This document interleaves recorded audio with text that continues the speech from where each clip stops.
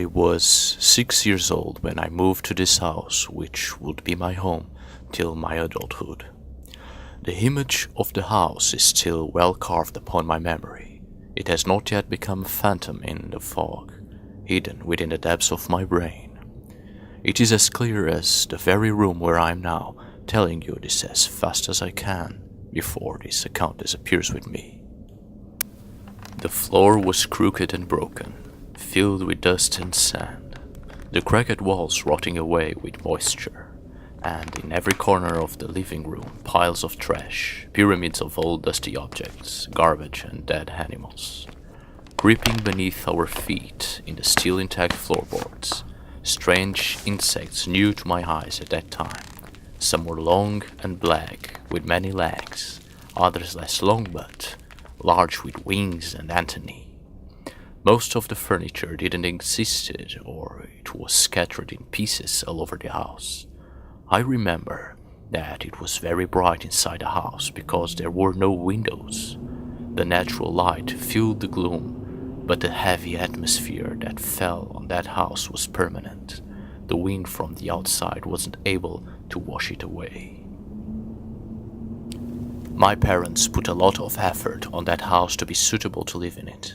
Lifting the floor, breaking the decaying walls, trashing all the rubbish, rebuilding it all and painting the place, buying the furniture and replacing the plumbing and so on.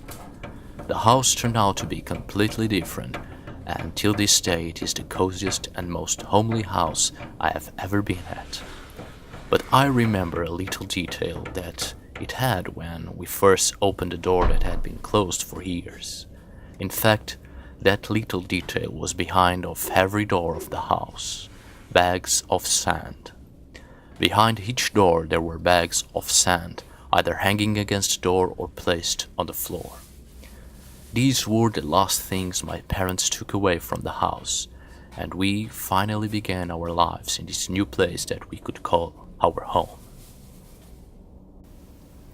The new room, which I would make my own, had a large window and my bed was placed near it, so I could see the stars and the branches of the trees trying to reach the sky. There used to be another window, smaller, but my parents broke it and closed the hole with cement from both sides. The door was on the opposite side of my bed, which led to the entrance hall of the house. Next to my room to the left was my parents' room, and to the right it was the bathroom. I felt so happy with our new house, so pleasant. I had my own room and I was so eager to sleep in it while the stars shone high in the deep blue curtain veiling the heavens. Night finally came. As I was lying on the bed enjoying my new mattress, soft pillow, sheets and warm blankets with that scent of freshly cleaned fragrance, I fell asleep. But it wouldn't take long to be awoken by a shrill and annoying sound that came from the outside, endlessly becoming louder and louder. The sound came from cats, bellowing, horribly loud, as if those were screams of pain, anguish, and terror from children like myself, being tortured in the dark depths of a cavernous labyrinth. I could not sleep, and the wind outside made the branches of the trees swing, and instead of trying to touch the sky, those were reaching my windowsill. Twisted, wizened, wrinkled old fingers, scratching the glass. I tucked my teddy bear on the bed and sat on my pillow waiting for the dawn in hope that the rays of the sun would break the creeping darkness. I was so young that I was beaten by exhaustion. I woke up all sweaty at the sound of something continuously beating like a hammer against the glass. All was silent, so I could hear it clearly. I thought it was the branches of the trees against the window, but to my unfortunate realization it was not. I heard it. There it was again, coming from the wall where the smaller window used to be. Something was trying to get in, something that used to come by that entrance, and now it was shut. The hammering sound wouldn't stop, and it was becoming faster and angrier. It became unsettling, and I, clutching my pillow, crouched against the wall, closed my eyes for a moment, only to realize that when the sound stopped, the door of my room was opened. A cold chill shook me. I have always left the door of my room open, but that thing that was trying to enter probably figured out another way to get inside, as well as I did, and now it was probably coming through the door. I got up. I closed my mouth so that the thing couldn't hear my breath. I slowly went straight to the door. It was pitch black, but I could see the doorknob. Step by step, my breath became louder. It was inevitable. I was near the door, and my hand slowly reached the doorknob, only to find that another hand was there, cold and wrinkled, like the bark of a tree. My breath stopped, and the breath of that thing could be heard, exactly akin to mine. I couldn't hear it before because that thing was breathing at the same time as I did. Whatever it was already inside, and all my strength had faded. Still, what was left of my courage begged me to stand still. I turned my head to the side and looked up to gaze upon the thing. I still wish I hadn't done that. There it was, towering above me, slightly taller than the door. A woman, wearing a long translucent white tunic.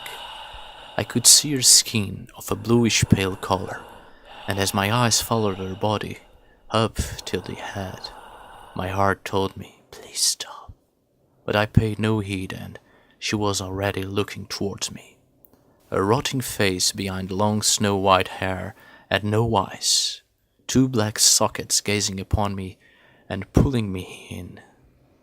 She had no eyes, but I knew she saw me. I felt it. She was looking at me. She opened her mouth, and her jaw dropped to the end of her neck, and blackness was inside that hole, dragging all the hair of the room, dragging me in. Her long fingers were almost upon my neck. She was about to hold me. I screamed, but not a scream of fear. I was terrified, but the scream was to call my parents. They were sleeping in the next room, but no sound came from my throat. It was she who was screaming, but as her mouth dragged the hair in, so was the sound swallowed by her, and my screams were covered by the hollow sound that she made, a sound reminiscent of the wind going backwards inside a cave, almost a freezing howl. I ran to my bed and cringed underneath the blankets. I tried not to make any kind of volume with my body, so she wouldn't notice that I was inside the bed. But she knew. She saw it. She could see right through my flesh. I could feel her too, hovering above my bed, breathing slowly. I felt her hand one last time, and the first rays of the sun came through the window, and it was all over. I never saw her again, until today. As I am telling you this, there she stands sitting on the chair.